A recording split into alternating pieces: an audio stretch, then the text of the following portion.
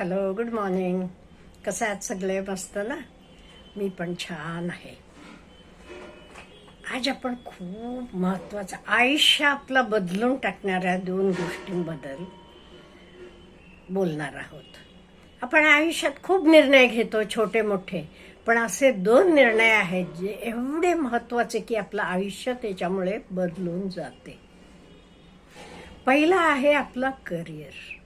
आपल्याला माहित आहे आपलं करिअरमुळे आपलं आयुष्य बदलते. आता ते करिअर कसं निवडायचं? पॅशनप्रमाणे का पैसा इन्कम बघून? काही लोक अशी पण आहेत बरं का, अमुक अमुक झालाय बघ, तो भरपूर खोऱ्यानं पैसे मिळवतो, तू पण तर शिक. आपल्याला त्यात आवड नसली की आपण मिळवू शकतो का? नाहीये. सपोज एक दुकानदार आहे, त्याचं दुकान धो धो चालते अगदी. मी म्हटलं मी पण दुकान काढते, म्हटलं की शक्य आहे का? माझ्याकडे तो दुकानदारपणाच नाहीये. त्याच्याकडे दुकानदाराला लागणारे सगळे स्किल्स आहेत, माझ्याकडे ते स्किल्स नाहीयेत. माझं दुकान त्याच्यासारखं चालेल का? नाहीये. मग इथे काय करायला पाहिजे? आपलं पॅशन बघायला पाहिजे, इन्कम नव्हे. तुम्हाला पॅशन असलं की कुठल्याही फील्डमध्ये तुम्ही भरपूर पैसा मिळवू शकता. पॅशन म्हणजे काय? इंटरेस्ट. मग आपण काम आपलं करत जायचं, पैसा आपोआप आपल्या मागे येतोय. आपण गीतेत वाचले, कर्मण्येवाधिकारस्ते न फलेषु कदाचन. म्हणजे आपण आपलं कार्य करत जायचं, फळाची अपेक्षा करायची नाही. का करायची नाही म्हणजे काय? आपण कार्य केलं की आपल्याला फळ मिळणारच आहे, 100% गॅरंटीड. त्यामुळे आपण आपलं पॅशन बघायचं आणि ते पॅशनप्रमाणे आपलं करिअर निवडायचं. आता पॅशन आपण कसं आपलं शोधायचं? 1-2-3 मार्ग सांगते मी, तुम्हाला योग्य ते मार्गानं तुम्ही निवडू शकता. First thing is Google search करा. सपोज मी बीकॉम झालेली आहे, बीकॉम नंतर काय काय जॉब ऑपॉर्च्युनिटीज आहेत बघू. त्यातले मला योग्य, माझे मनाला पटणारे, मला जे योग्य वाटतं, ज्याला माझं ते आनंद वाटेल असल्या गोष्टी निवडायच्या. ही एक झालं. दुसरं अगदी सोपं आहे आणि खूप इफेक्टिव्ह पण आहे.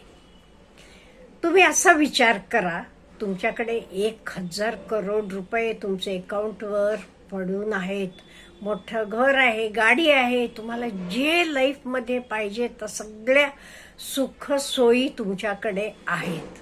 आता तुम्हाला लिव्हिंगसाठी काही करायची गरज नाहीये, पैसे मिळवायची गरज नाहीये. पण उरलेली तुमची ही 50-60 वर्ष तुम्ही वेळ कसा घालवणार तुमचा?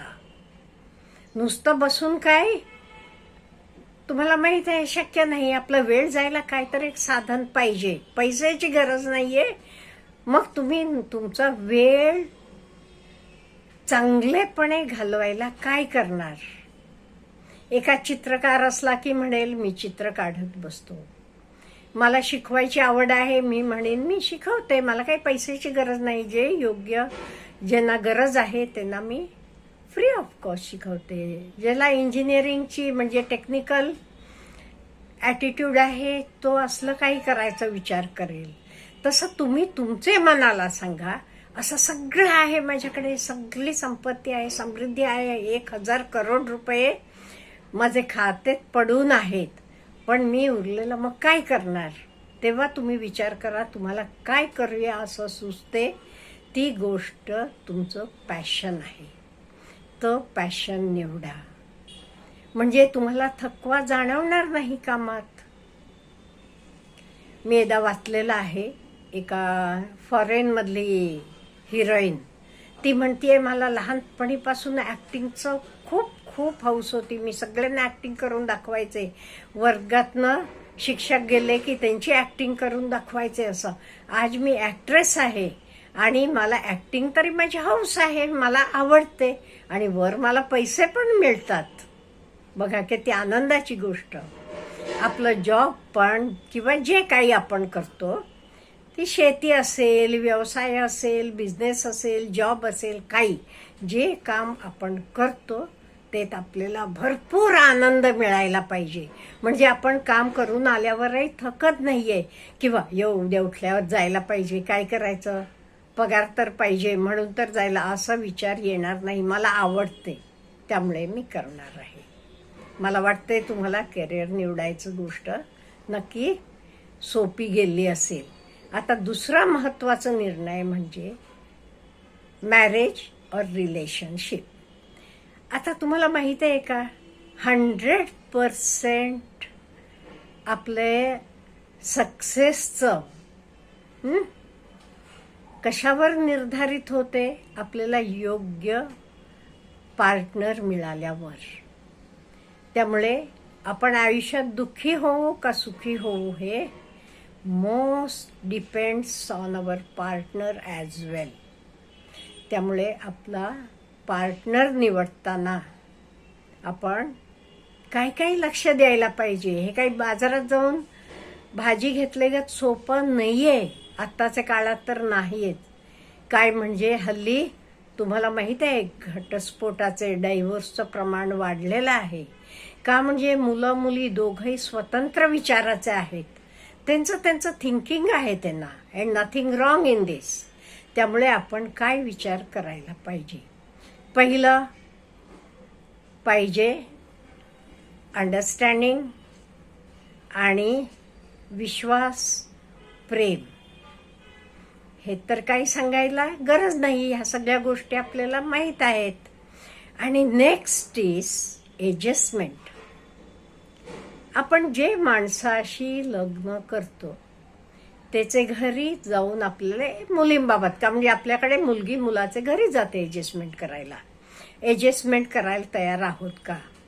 आपल्याकडे लग्न म्हणजे फक्त नवऱ्याचं आणि बायकोचं नसते. Even families are coming into it. त्यामुळे लग्न झाल्यावर मला जाऊन राहायला पाहिजे. तिथे माझी सासू असणार आहे, सासरा असणार आहे, नणंद असेल, दीर, कोण असेल, हे सगळ्यांबरोबर मला राहायची माझी तयारी आहे का? हे बघा, आपण सगळे इंडिव्हिज्युअल आहोत. आपलं स्वतःचं युनिक आहोत आपलं. त्यामुळे सगळ्यांचे 100% एकमेकांशी पटेल ह्याची नाहीये, शक्यच नाहीये. पण ॲटलिस्ट मोर दॅन 50% तरी एकमेकांचं जमायला पाहिजे. ते हा आपण विचार करायला पाहिजे. नाही आपल्याला जमणार नसलं की आधीच हा विचार करायला पाहिजे, आपण पुढे कसं एकत्रात राहायचं का वेगवेगळं आपलं घर स्वतंत्र करायचं आहे का, हे सगळं क्लिअर कट पाहिजे आपले मनात, दोघांचे, मुलगा आणि मुलगी दोघांचे. नंतर कॅरियर विषयी कित्येक वेळा असं होते मुलींना पण नोकरी करायची आवड असते, पण लग्नानंतर म्हणतात नाही आमचे बायकाही नोकरी करायची नाही, अमुक नाही. त्यामुळे ह्या सगळ्या गोष्टी आपण आधीच बोलून समजून घेऊन सोडवायला पाहिजे, म्हणजे नंतर काही प्रॉब्लेम येत नाहीयेत. आणि फायनान्शियल सुद्धा आपण एकमेकांचा विचार घ्यायला पाहिजे. कित्येक वेळा हा विचार केला जात नाहीये. काय असते जनरली आपले मेजॉरिटी ठिकाणी पुरुष हे सगळेच काय खर्च कुठे खर्च करा असं होता कामा नये. हा संसार हा दोघांचाही असतो. हे माझं एकटीचं नाही किंवा त्याचं एकटीचं नाही, हे घर आपले दोघांचंही आहे. संसार, कुटुंब, आपण दोघंही, आपण एक टीम आहोत. त्यामुळे हे सगळे आपण दोघंही मिळून निर्णय घ्यायला पाहिजे. नाही तर एखाद्याला नुसते पैसे उडवायची सवय असते, एकीला नुसतं साठवायचं. हे दोघांपैकी कोणालाही एग्री होऊ शकते. त्यामुळे दोघांचे हे विचार सुद्धा आपण एकमेकांशी बोलून क्लिअर करून घ्यायला पाहिजे. नाही ते कित्येक वेळा मिळवणाऱ्या मुलींचं सुद्धा प्रॉब्लेम होतो. नवरा त्यांचे नावावर कर्ज काढतात आणि ह्यांना माहीतच नाही तर लोन कशासाठी, हे फक्त सही केलेली असते कागदावर, बाकी काही नाहीये. त्यामुळे नंतर प्रॉब्लेम येतात, नंतर वादावादी होते आणि डायव्होर्ससाठी हे सुद्धा एक रिझन होऊ शकते. त्यामुळे आपण असं करायचं का नाहीये. आपण एकत्र राहायचं आहे म्हटल्यावर हे आपलं घर आहे, हे आपण एकत्र राहून करायचं आहे सगळं. आपण घरातही आता सगळ्या गोष्टी मी एकमेकांच्या जमतील असं म्हणत नाहीये. आपल्या घरी सुद्धा आपल्या आई बाबांशी आपल्या सगळ्या गोष्टी जमतात का? नाहीये. पटते असं नाहीये सगळे विचार, म्हणून आपण काय लगेच वेगळं राहायला जातोय? नाहीये. तसं सासरी सुद्धा सगळ्या गोष्टी आपल्या पटल्या नसल्या तर लगेच आपण बाहेर जाऊ शकत नाहीये.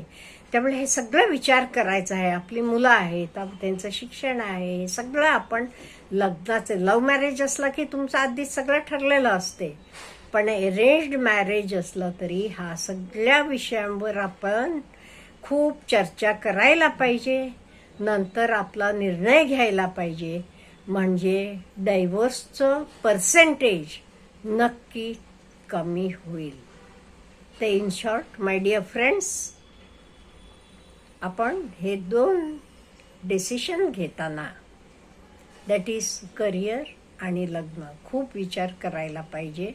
आणि आपण हे सगळे पॉईंट्सवर विचार करू आणि नंतरच निर्णय घेऊ.